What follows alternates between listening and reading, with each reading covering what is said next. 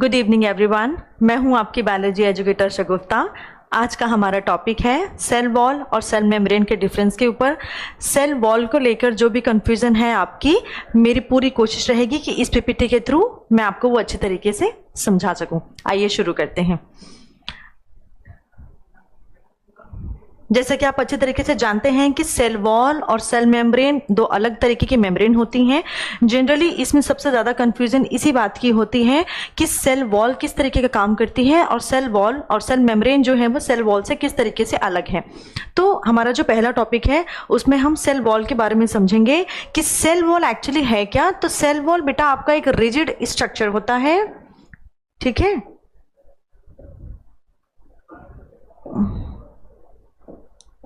Cell wall क्या है? Cell wall आपका एक रिजिड मतलब कि एक कठोर थोड़ा सा स्ट्रक्चर होता है।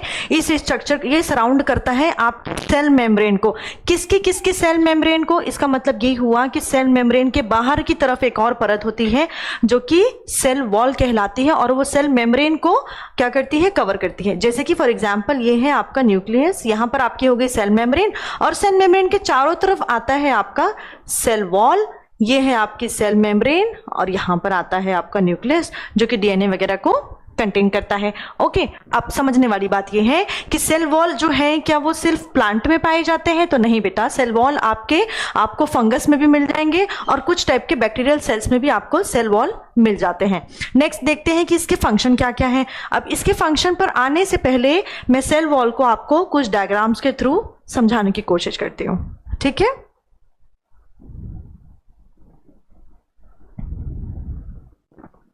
देखिए, नेचर में हम देखते हैं कि जो हमारा वाटर ड्रॉपलेट होता है ना, वाटर का ड्रॉपलेट यानी कि पानी की जो बूंद होती है उसका शेप किस प्रकार का होता है? उसका शेप होता है इस तरीके से।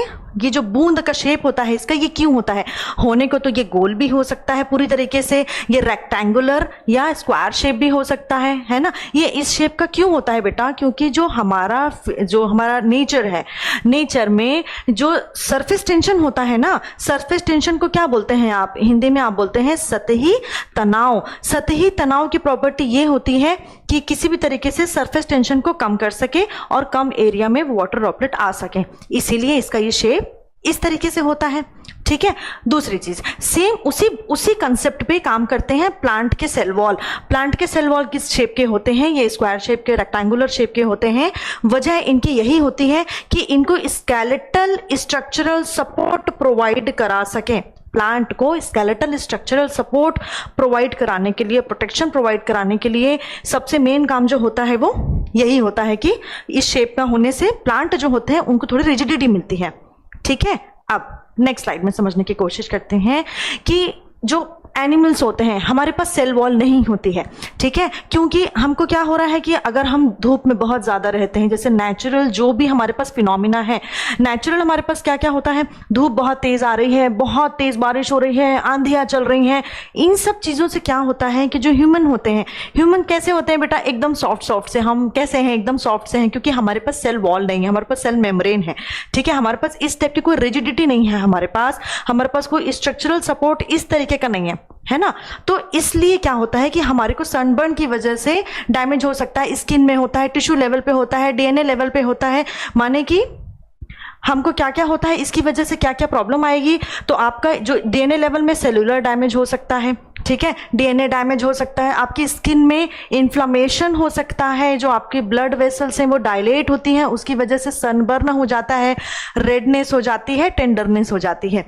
तो ये सारी प्रॉब्लम जो होती है अगर आपको धूप में रखा जाए, बट बेटा आपके पास होता है घर, है ना, प्लांट के पास तो घर होता नहीं है, तो आप अपने घर में या आप अपने नीश में या कहीं पर जाकर आप छुप सकते हैं।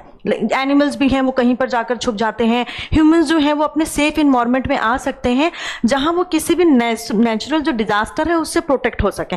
लेकिन प्लांट लोकोमोशन नहीं करते हैं बेटा। तो जब प्लांट लोकोमोशन नहीं करते हैं तो उनको तो कोई ऐसी जगह चाहिए या कुछ ऐसे स्ट्रक्चर चाहिए जो कि उनको प्रोटेक्शन दे सके, ठीक है। तो ये प्रोटेक्शन हमको तो नहीं मिल पाता है। हम पानी में जाएंगे तो क्या होगा, धूप में जाने से हमको सनबर्न होगा, पानी में जाने से देखना हमारे सारे फिंगर्स जो है उसमें क्या होने लगते हैं, सारे स्वेल हो जाती हैं वहां की जो सेल्स है। अब लेकिन प्लांट के साथ तो ये नहीं होता ना, ये प्रोसेस प्लांट के साथ इसलिए नहीं होता क्योंकि प्लांट इस तरीके से वाटर को ऑब्जॉर्ब करते नहीं है, और वो जो प्लांट वाटर को इस तरीके से ऑब्जॉर्ब करके स्वेल नहीं होते हैं, उसका कारण ही यही है कि उनके पास सेल वॉल होती है। ठीक है, ओके। हम नेक्स्ट इमेज से समझते हैं। यही उसी नेचुरल जो फिनोमिना की मैं बात कर रही हूं कि जैसे कि आपको स्नोफॉल हो रहा है या ओले गिर रहे हैं, तो ये प्लांट तो अपने आप को अम्ब्रेला से प्रोटेक्ट नहीं कर सकते, है ना ही खुद कहीं और चल करके जा सकते हैं, क्योंकि प्लांट लोकोमोशन तो शो नहीं करते हैं। इसीलिए इनको इस तरीके के नेचुरल डिजास्टर से या नेचुरल फिनोमिना से बचाने के लिए सेल वॉल जैसा स्ट्रक्चर जो है वो एग्जिस्ट करता है। ठीक है, अब अगर मान लीजिए कि इतनी बर्फ आपके ऊपर इस तरीके से काफी देर तक पड़ी रहे तो क्या होगा, हमारे यहाँ पर हाइपोथर्मिया हो जाएगा, हमको हमारी डेथ हो सकती है, एनिमल को प्रॉब्लम होती है। लेकिन काफी देर तक भी अगर इसमें बर्फ रहेगी और जब वो बर्फ मेल्ट हो जाती है तो प्लांट फिर से वर्किंग आ जाते हैं। तो उसका यही है कि इनके पास जो सेल वॉल होती है वो इनको जबरदस्त प्रोटेक्शन प्रोवाइड कराती है। ठीक है, देखिए हमारे पास भी होती है, हम भी बने हैं, एनिमल्स भी बने हैं सेल्स से और प्लांट भी बने हैं सेल से। तो जब दोनों सेल से बने हुए हैं तो ऐसी क्या चीज है जो कि अलग करती है प्लांट की सेल्स को एनिमल्स की सेल्स से? तो इसमें सेल वॉल है, लिग्निन है, सेल्यूलोज है, हेमी सेल्यूलोज है, यही सारे जो फैक्टर हैं वो प्लांट सेल को एनिमल की सेल से अलग करते हैं। प्लांट जो है वो हमको नहीं यूज करते हैं एज अ अम्ब्रेला, बट हम यूज कर सकते हैं क्योंकि जो वाटर है वो इसको क्रॉस तो नहीं कर पा रहा है क्योंकि ये रिजिड स्ट्रक्चर है। और हम कैसे हैं, हम फ्लेक्सिबल हैं क्योंकि हमारे पास उस तरीके का, हमारे पास स्केलेटल सिस्टम जो है इतना रिजिड नहीं है हमारा कि हम इस तरीके से नेचुरल फिनोमिना से प्रोटेक्ट हो पाए।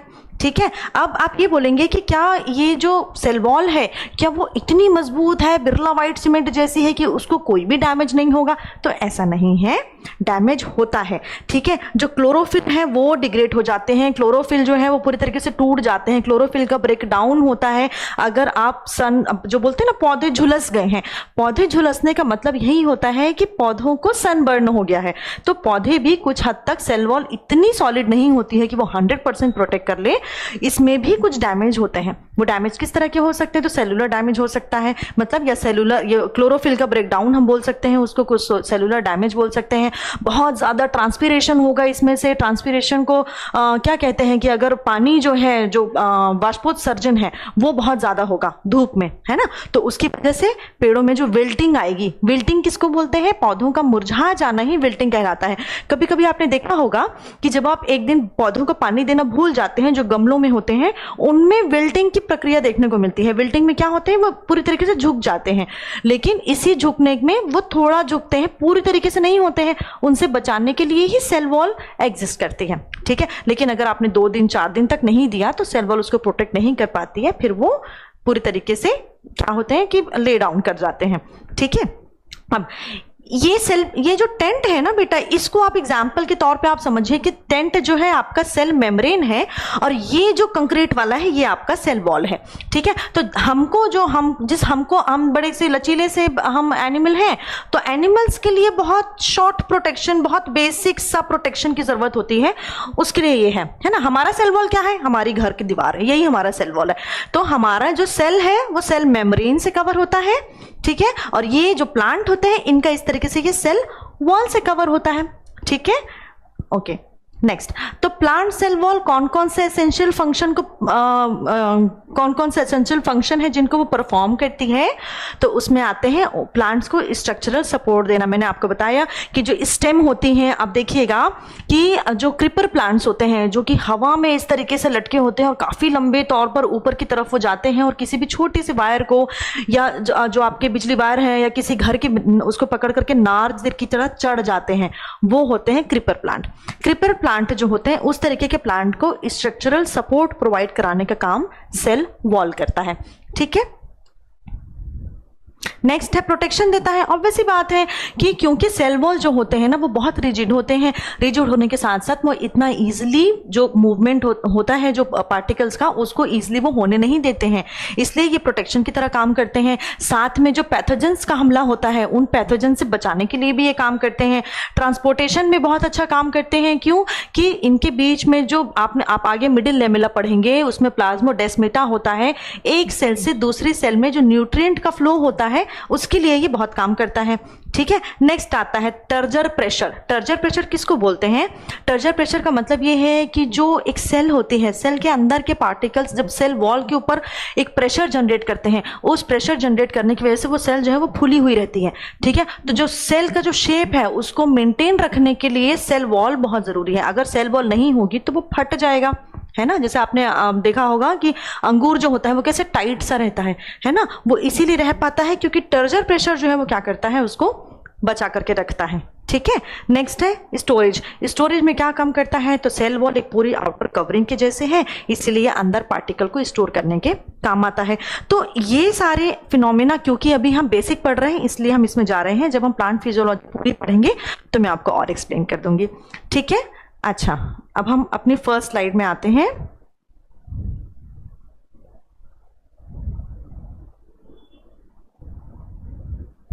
फंक्शन क्या क्या होगा, तो अब जितना मैंने आपको बताया अब ये आप खुद से भी कंक्लूड कर सकते हैं कि फंक्शन क्या क्या होगा। ये structural support, shape and protection provide कराएगा। कॉम्पोजिशन में क्या क्या आएंगे, तो इनमें कॉम्पोजिशन में सबसे पहली बात आपके पास आते हैं पॉलीसेकेराइड्स, जैसे कि सेल्यूलोज है प्लांट में, फंगल सेल वॉल जो होती है वो काइटिन की बनी होती है, और बैक्टीरिया की सेल वॉल जो होती है वो पेप्टाइडोग्लाइकन की बनी होती है। ये हमने सेकेंड क्लास में भी डिस्कस किया था। बेटा कोशिश करें कि जब भी आप कोई नेक्स्ट क्लास करते हैं तो उसकी जो प्रीवियस क्लास है उसको थोड़ा सा एक थोड़ा प्लेबैक स्पीड आप बढ़ा लें और एक बार अच्छी तरह देख लें, ताकि आपको वो रिवीजन करने में आसानी हो। सेल डिवीजन में क्या रोल होगा सेल वॉल का, तो प्लांट सेल जो होती है, सेल वॉल एक एसेंशियल रोल प्ले करती हैं जब सेल प्लेट बनती है या सेल फरो का फॉर्मेशन होता है। ये हम सेल डिवीजन में पढ़ेंगे। ठीक है, अब लोकेशन कहां पर होगा, तो सेल मेम्ब्रेन के बाहर होगा। ये तो मैंने आपको बता दिया है भाई कि ये कहां पर होगा, सेल मेम्ब्रेन के बाहर की तरफ होगा ये। ठीक है, ठीक है, ये आपको समझ में आ गई हैं आई थिंक, यहां तक की सारी स्लाइड्स, है ना। नेक्स्ट देखते हैं कि ये मान लीजिए कि ये आपका पूरा एक साइटोप्लाज्म वाला एरिया है, यहाँ पर आपका न्यूक्लियस है, ये पूरे सेल के अंदर की जो मटेरियल है, पार्टिकल्स हैं, वो सब कुछ है। ये अगर आपका सेल मेम्ब्रेन का पोर्शन है और ये आपके सेल वॉल की तरह काम कर रहा है, मींस दोहरी डबल प्रोटेक्शन जो आपको प्रोवाइड कराता है वो सेल वॉल प्रोवाइड कराता है। ठीक है, तो ये बिल्कुल उसी तरह है जैसे हम अपने घर के पास, हमारे पास दीवार तो होती ही होती है ना, उसके बाद भी हम कभी कभी फेंसिंग लगवाते हैं। फेंसिंग किस लिए लगाते हैं हम, हमारा पर्पस ये होता है कि हमको और ज्यादा प्रोटेक्शन मिल सके, है ना। वॉल से तो चोर वॉल तोड़कर आएगा, तो बेहतर है कि हम फेंसिंग भी लगा दें ताकि उसको आने में और तकलीफ हो। तो सेम यही काम जो है अपने डिफेंस में प्लांट करता है सेल वॉल के थ्रू। ठीक है, नेक्स्ट। अब ये एक आपने देखा होगा, बहुत पहले टीवी में एक ऐड आता था कि why should boys have all the fun, means why should plants have all the cell wall. हमारे पास क्यों नहीं है सेल वॉल, हमें बड़ा बुरा लग रहा है कि यार इवोल्यूशन में जो है वो प्लांट को उन्होंने सारे सेल वॉल दे दिए, हमें तो कुछ मिला ही नहीं। तो बेटा आपको नहीं मिला, ये आपके लिए अच्छी बात है, क्योंकि अगर आपको भी सेल वॉल मिल जाता तो क्या जो फ्लेक्सिबिलिटी होती है ना, लचीलापन होता है ह्यूमंस में, वो मिल पाता क्या आपको? नहीं। जैसे कि आप देख रहे हैं कि ये जो पर्सन एक योगा परफॉर्म कर रहे हैं, इस योगासन को करने के लिए जो फ्लेक्सिबिलिटी चाहिए वो प्लांट्स के पास तो नहीं हो सकती है, क्योंकि प्लांट होते हैं रिजिड, है ना। प्लांट जो है वो जब बारिश हो रही है तो दौड़ के कहीं जा नहीं सकते हैं, कुछ नहीं कर सकते हैं। लेकिन अगर हमारे पास भी सेल वॉल आ जाती तो प्रीडेटर से बचने के लिए क्या आप भागकर उतनी जल्दी वहां से हट पाते? क्या आप अपना खाना कैसे खाते? आप फ्लेक्सिबिलिटी नहीं है तो आप छोटी सी जगह में सर्वाइव कैसे करते? बहुत सारे रीजन है। तो नेचर ने आपको बनाया है तो सब सोच समझ कर ही बनाया है ना। आप यहां तक जब एवोल्यूशन के थ्रू आए हैं तो उसके पीछे अपने रीजन है। ठीक है, नेक्स्ट। अब प्लांट सेल वॉल के बारे में हमने फंक्शंस पढ़ लिया, कॉम्पोजिशन हमने देख लिया, स्ट्रक्चर हमने देख लिया। प्राइमरी सेल वॉल के बारे में हम बात करते हैं कि सेल वॉल दो होती हैं, प्राइमरी सेल वॉल और सेकेंडरी सेल वॉल। तो प्राइमरी सेल वॉल कब होगी बेटा? देखिए जब भी प्राइमरी है, जैसे आप प्राइमरी क्लास, तो प्राइमरी का मतलब बेसिक स्ट्रक्चर। तो बेसिक कब होगा? जब ये थिन होगा और फ्लेक्सिबल होगा। ठीक है। यंग प्लांट्स में जो होगा वो प्राइमरी सेल वॉल होगी आपके पास। इनके पास क्या क्या होते हैं, तो इनके पास होते हैं सेल्यूलोज, हेमीसेल्यूलोज और पेक्टिन। बेटा पेक्टिन के बारे में आपको याद रखना है कि पेक्टिन जो होता है ना, एक्चुअली वो सेल्यूलर ग्लू की तरह काम करता है। ठीक है, तो ये पेक्टिन क्या करेगा, जो प्राइमरी सेल वॉल का जब फॉर्मेशन होता रहता है तो ग्लू के लिए उनको जोड़ जोड़ के रखता है। जैसे कि आप सीमेंट लगाते हैं ना, दो ईंटों को जोड़ने के लिए आप सीमेंट लगाते हैं या उसकी स्लरी लगाते हैं, ये वैसे ही काम करता है। ठीक है, अब प्राइमरी सेल वॉल के बाद हम देखते हैं सेकेंडरी सेल वॉल क्या करता है। तो जब प्राइमरी सेल वॉल के बारे में थिन एंड फ्लेक्सिबल पढ़ा था हमने, तो सेकेंडरी सेल वॉल कैसी होगी, थिक होगी और रिजिड होगी। और वो प्रीमेच्योर जो प्लांट जो थे वो उसमें बहुत अर्ली एज में थे, ये थोड़े से मैच्योर प्लांट होंगे। अब उसमें पेक्टिन था, सेल्यूलोज, हेमीसेल्यूलोज और पेक्टिन था। इसमें सेल्यूलोज, हेमीसेल्यूलोज और लिग्निन होता है, और स्वाभाविक सी बात है कि लिग्निन जो है वो पेक्टिन से थोड़ा सा हार्ड मटेरियल होगा। ठीक है, अब मिडिल लैमेला क्या होता है, तो मिडिल लैमेला क्या होता है आपको ये समझना है बेटा। मिडिल लैमेला जो है वो लेयर होती है प्लांट सेल्स के बीच में। मिडिल लैमेला का बहुत काम होता है जब आपके पास साइटोकाइनेसिस जब हो रहा होता है, तब मिडिल लैमेला का काम बहुत ज्यादा होता है। ठीक है, ये पेक्टिन में बहुत ज्यादा रिच होती हैं, ये हेल्प करती हैं सीमेंटिंग सेल्स को टुगेदर, एक दूसरे को साथ रखती हैं। उसकी वजह से न्यूट्रिएंट के फ्लो में भी हेल्प मिलता है, सेल का कम्युनिकेशन जो है वो बहुत अच्छे तरीके से हो पाता है। ये सारा काम मिडिल लैमेला करता है। अब मेडिकल रेलेवेंस क्या है सेल वॉल, तो अगर प्लांट सेल वॉल क्या है, तो डाइटरी फाइबर जो आप चबा कर खाते हैं, जो पत्तियां खाते हैं, तो जो आवाज आती है ना, क्रंच, जो क्रंचीनेस होती है प्लांट्स में, वो आती है सारी डाइटरी फाइबर, वो सारा सेल वॉल से आता है। आप जब जो देखते हैं ना बेटा प्लांट में, जो जैसे कि आप बोलेंगे कि पत्तियां जो होती हैं, ठीक है, पत्तियां हैं, फल हैं, ये जब पकते हैं, तो अगर मैं आपसे ये बोलूं कि पकना, फल पकने को बोलते हैं राइपनिंग। ठीक है, तो फ्रूट राइपनिंग जब होती है तो जो आपके आप कैसे पता करते हैं कि कोई फल जो है वो पक गया है या कच्चा है, तो आप जब छू कर देखेंगे तो जब छूने से आपको समझ में आएगा कि जो हार्ड है, जिसकी सरफेस है ना, वो हार्ड सरफेस है, मीन्स थोड़ा कच्चा है, और जैसे ही वो पकने लग जाता है तो उसकी जो ऊपर की लेयर होती है, जो सेल्स होती हैं, थोड़ी सॉफ्ट हो जाती हैं। तो अगर मैं आपसे ये कहूं कि राइपनिंग का हॉलमार्क क्या है, ठीक है, तो राइपनिंग का हॉलमार्क होता है कि सॉफ्टनिंग ऑफ टिश्यूज। ठीक है, तो जब टिश्यूज में सॉफ्टनिंग होगी मीन्स वो फल पक गया है।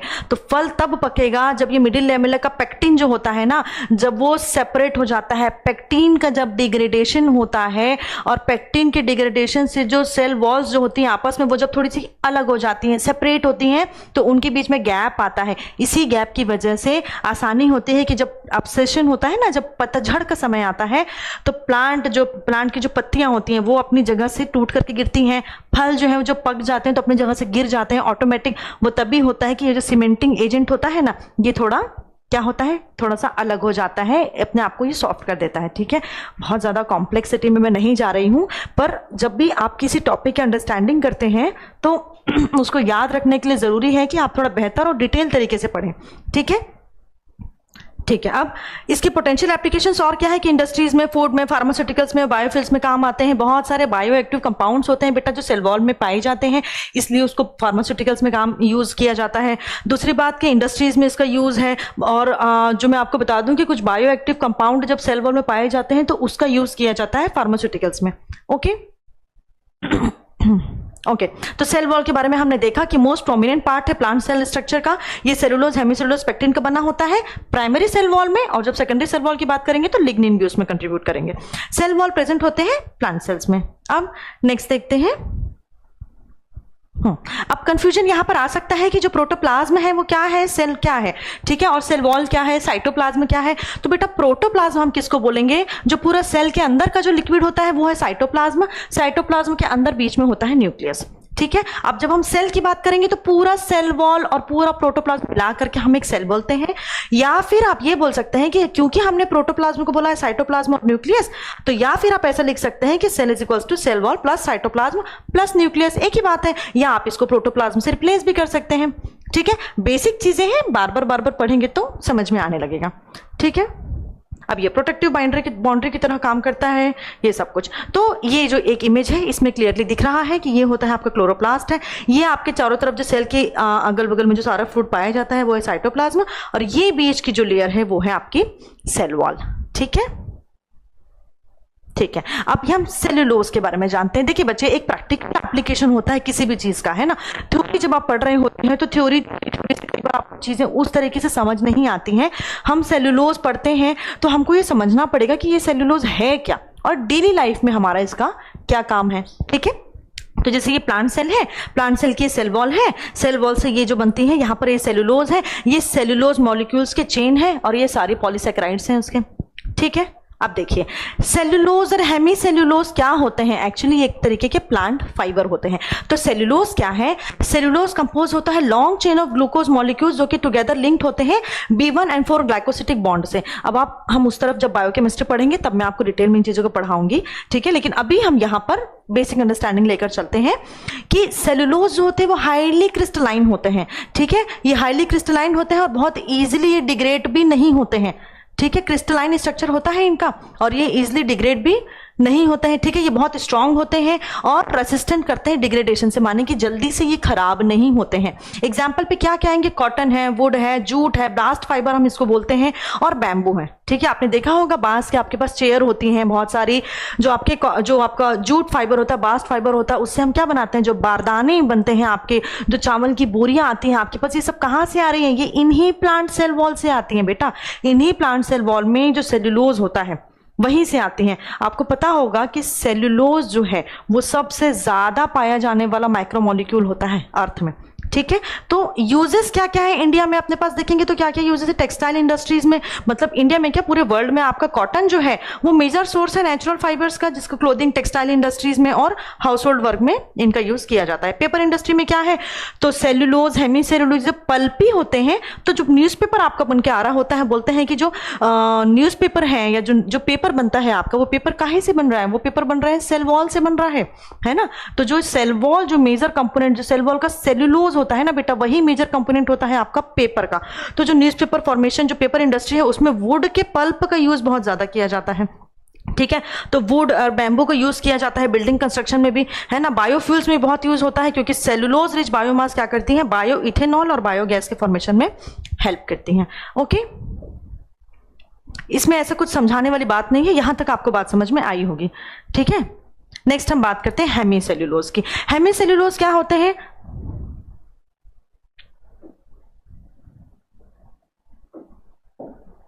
हेमीसेल्यूलोज क्या होते हैं, ये हेटेरोपॉलीसेकेराइड्स कंपाउंड्स होते हैं। ठीक है, जो कि बने होते हैं शुगर से, जिसमें कि ग्लूकोज, मैनोज, जाइलोज और गैलेक्टोज से मिलकर के ये बने होते हैं। प्रॉपर्टीज क्या होती है, ये बहुत कम क्रिस्टलाइन होते हैं, सेल्यूलोज के कंपैरिजन में कम क्रिस्टलाइन होते हैं, इजिली डिग्रेड हो सकते हैं सेल्यूलोज से, पर ये उतने भी इजी नहीं होते। हम सेल्यूलोज से कंपेयर कर रहे हैं बेटा इसलिए, है ना। तो मोस्ट प्लांट सेल वॉल में होते हैं, ग्रासेस में और हार्डवुड में। ठीक है, तो ग्रासेस को अगर आप जैसे चटनी बनाना चाहेंगे तो वो इजिली बन जाएंगे, जबकि जो पेड़ के बड़े पत्ते होते हैं उनके नहीं बनते हैं, जिसमें सेल्यूलोज का कंटेंट ज्यादा होगा बड़ी बड़ी पत्तियों में, तो उनको आपको मिक्सी में चलाना या उनको पीसने में थोड़ी मुश्किल होती है क्योंकि उसमें सेल्यूलोज का कंपोनेंट ज्यादा होता है। लेकिन जब जो दूब घास होती है उसको अगर आप जब आप मिक्सी में पीसेंगे या आप उसको हाथ से पीसेंगे तो वो इजिली पीस जाते हैं क्योंकि उसमें हेमीसेल्यूलोज का कंटेंट ज्यादा होता है। ठीक है, अब इसका यूज क्या होगा, सेम वही यूज है पल्प और पेपर इंडस्ट्री में, बायोफ्यूल्स में और फूड इंडस्ट्री में। तो फूड की थिकनर के लिए, थिकनिंग एजेंट की तरह भी जो हेमीसेल्यूलोज है उसको यूज किया जाता है। ठीक है, नेक्स्ट आते हैं, ये एग्जाम्पल के मैंने आपको लगाया है कि आप समझ पाएं कि सेल वॉल का जो प्रैक्टिकल एप्लीकेशन है वो कहां पर है। तो जूट प्लांट में जो जूट है उसको हम क्या करते हैं, इस तरह जो कलकत्ता में अक्सर मैंने देखा था कि ये जो प्लांट होते हैं, बड़े बड़े हेम्प के प्लांट होते हैं, जूट के प्लांट होते हैं, इनको ये लोग बड़े बड़े तालाबों में डुबो कर रख देते हैं बेटा, और ये जब सड़ते हैं, ठीक है, ये जब सड़ते हैं इनमें डिग्रेडेशन होता है, बैक्टीरिया जो है इसमें लग जाते हैं, और बैक्टीरिया क्या करते हैं, ये जो सारा सेल्यूलोज जो चिपका होता है प्लांट के फाइबर से, इनको अलग कर देते हैं। आपको पता होगा शायद क्लोस्ट्रीडियम जो एनारोबिक बैक्टीरिया होते हैं वो इसमें बहुत बड़ा कंट्रीब्यूशन देते हैं। ठीक है, आगे हम पढ़ेंगे जब हम माइक्रो ऑर्गेनिजम्स पढ़ेंगे तब। इस तरह फिर ये इसको सुखा लेते हैं, सुखाने के बाद ये जूट फाइबर बड़े शाइनी से स्ट्रक्चर्स बन जाते हैं। इनमें रेटिंग की प्रोसेस होती है, रेटिंग वही है जो मैंने आपको बताया कि इसको पानी में सड़ाना। ठीक है, फिर ये इसके फाइबर जो है इसको ड्राई कर देते हैं जूट फाइबर को, और इस तरह वो यूज आ जाता है। सेम उसी तरह बैम्बू प्लांट को भी हार्वेस्ट किया जाता है, उसको प्रोसेस करके उसके फाइबर बनाए जाते हैं, उससे धागा बनता है और धागे से फिर आपके कपड़े बैम्बू सिल्क बनता है। ठीक है। इसी तरह सेम कॉटन के साथ भी किया जाता है ना, हम ज्यादातर अपने डेली लाइफ में इनको यूज करते हैं। तो सेल वॉल की इंपॉर्टेंस आपको समझ में आ रही है बेटा कि आप जब पढ़ रहे होते हैं तो हमेशा प्रैक्टिकल एप्लीकेशन भी समझिए ताकि लाइफ टाइम आपको चीजें याद रहें, ठीक है। ओके नेक्स्ट, तो अब हमने वो पढ़ लिया। यहां पर अब हम आते हैं प्राइमरी और सेकेंडरी सेल वॉल में क्या क्या डिफरेंस आता है। तो हमने देखा कि प्राइमरी सेल वॉल और ये सारे यंग प्लांट में होती है और secondary cell wall mature plant में होती है, जिसमें कि स्पेशलाइज्ड टिश्यू होते हैं। ये स्पेशलाइज्ड टिश्यू कौन कौन से हो सकते हैं? जो आपका जाइलम है, स्क्लेरेनकाइमा है, इन सब में रहते हैं, ठीक है। जाइलम और फ्लोएम सब हम प्लांट में जब हम पढ़ेंगे प्लांट फिजियोलॉजी तब मैं आपको डिटेल में समझाऊंगी, ठीक है। स्ट्रक्चर क्या है? ये थिन एंड फ्लेक्सिबल होते हैं, ये थिक होते हैं, बताने वाली बात नहीं है। प्राइमरी सेलुलोज, हेमीसेलुलोज और पेक्टिन से बने होते हैं और इसमें लिग्निन होता है, ठीक है। फ्लेक्सिबिलिटी कैसी होती है? फ्लेक्सिबल और एक्सटेंसिबल होते हैं सेल ग्रोथ को प्रोवाइड कराने के लिए, क्योंकि प्राइमरी सेल में है ये, है ना। प्राइमरी जो यंग प्लांट है वो बढ़ती जाएंगी, अपना जो अपना सेल ग्रोथ है वो करेंगी, तब उनको जरूरत पड़ेगी थोड़ा फ्लेक्सिबिलिटी के लिए। और जब ये बढ़ चुकी हैं, है ना, तो ये सेकेंडरी सेल वॉल है, तो ये रिजिड होंगी और इनफ्लेक्सिबल होंगी और स्ट्रक्चरल सपोर्ट भी प्रोवाइड कराएंगे। इसमें सेल ग्रोथ के पॉइंट नहीं आएगा। फंक्शन क्या होगा? ये इनिशियल सपोर्ट देगा। फॉर्मेशन क्या होगा? सेल डिवीजन के समय बनेगा और ये स्ट्रक्चरल सपोर्ट देगा। तो ये इनिशियल सपोर्ट देगा, ये स्ट्रक्चरल सपोर्ट देगा। ये सभी प्लांट सेल में अर्ली डेवलपमेंट के समय में होता है, और जबकि सभी प्लांट सेल में कुछ स्पेशलाइज सेल में ही सेकेंडरी सेल वॉल होती है, सब में नहीं होती है, ठीक है। इजी सा है, आप पढ़ेंगे तो आप समझ जाएंगे, ठीक है। नेक्स्ट, तो एप्लीकेशन हमने ये सारा कुछ जो मैंने आपको पहले बता दिया वही चीजें लिखी हुई है सेल वॉल के बारे में, ठीक है। तो सेल वॉल जो हमको इसलिए भी जानना जरूरी है कि एग्रीकल्चर में जो क्रॉप इंप्रूवमेंट होता है, तो जब सेल वॉल की स्टडी करते हैं तो क्रॉप इंप्रूवमेंट में किस तरीके की जीन एडिटिंग की जाए या किस तरीके से क्रॉप को और इंप्रूव किया जाए, उसमें आपको एग्रीकल्चर में सेल वॉल की जरूरत जो है वो बहुत ज्यादा पड़ती है ना। कुछ ना बेटा ऐसे फसल होती हैं जो कि पूरी तरीके से मार्केट ओरिएंटेड होती हैं, जैसे कि जूट की है, कॉटन की है। इनके लिए आपको एग्रीकल्चर इंडस्ट्री में सेल वॉल की स्टडी करना बहुत जरूरी हो जाता है।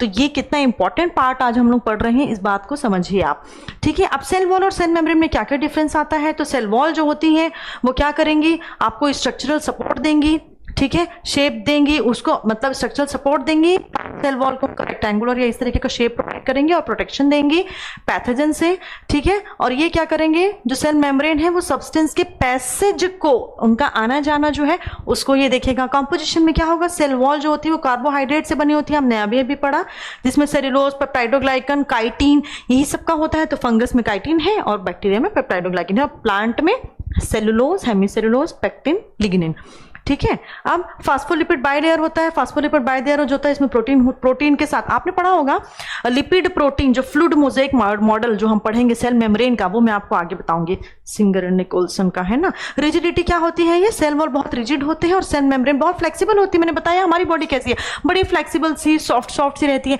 जबकि प्लांट तो ऐसे नहीं होते ना। बस प्रेजेंस किसमें होगा? प्लांट में, फंगस में और बैक्टीरिया में सेल वॉल प्रेजेंट होते हैं, और सभी एनिमल सेल्स जो होती हैं उन सब में सेल मेम्ब्रेन होते हैं, और प्लांट सेल में भी सेल मेम्ब्रेन अंदर प्रेजेंट होते हैं। परमेबिलिटी किसकी होगी? रिलेटिवली थोड़े से इम्परमेबल होते हैं, ये सबको आने नहीं देंगे, बड़े सख्त है ना, ये नहीं आने देते हैं सबको, ये बोलते नहीं भाई सबको ही तो नहीं आने देते, मैं जिनको बोलूंगा बस वही आएंगे। जबकि सेल मेम्ब्रेन जो होती है वो सेलेक्टिव परमेबल बोलती है ना, वो ये बोलती है नहीं कुछ कुछ चीजों को आने दिया जा सकता है, कुछ को नहीं, ठीक है। लोकेशन कहाँ होगा? सेल मेम्ब्रेन के बाहर मैंने बताया, और ये कहाँ पे होगा? साइटोप्लाज्म के चारों तरफ, ठीक है। ओके, आई थिंक अब तक आपको इतनी क्लैरिटी आ गई होगी कि हर बात मुझे बोलकर बताने की जरूरत ना पड़े। ये जो आपका पूरा जो डायग्राम है ये सेल मेम्ब्रेन या प्लाज्मा मेम्ब्रेन का डायग्राम है, जिसमें लिपिड और प्रोटीन के बारे में हम पढ़ेंगे नेक्स्ट क्लास में। यहां तक कि मुझे लगता है कि आपको टॉपिक की क्लियरिटी आ गई होगी, क्योंकि हमने आज बहुत बेसिक चीजें पढ़ी हैं कि सेल वॉल क्या है और सेल मेम्ब्रेन क्या है। क्योंकि जब तक आपका बेसिक क्लियर नहीं होगा आप अच्छी तरीके से आगे स्टडी नहीं कर पाएंगे। तो नींव मजबूत होना बहुत जरूरी होता है बेटा, और याद रखिए कि बार बार जब आप रिपीटेटिव मैनर में रिविजन करेंगे तो ही चीजें आपको याद होंगी। मैं अपनी तरफ से पूरी कोशिश करती हूँ कि मैं स्लाइड्स में आपको सब चीजें समझा सकूं। अगर आपको कुछ डाउट होता है तो मुझे बताएं, मैं चीजों को करेक्ट करने की कोशिश करूंगी। तो आई होप आपको क्लास अच्छी लगी होगी। Thank you.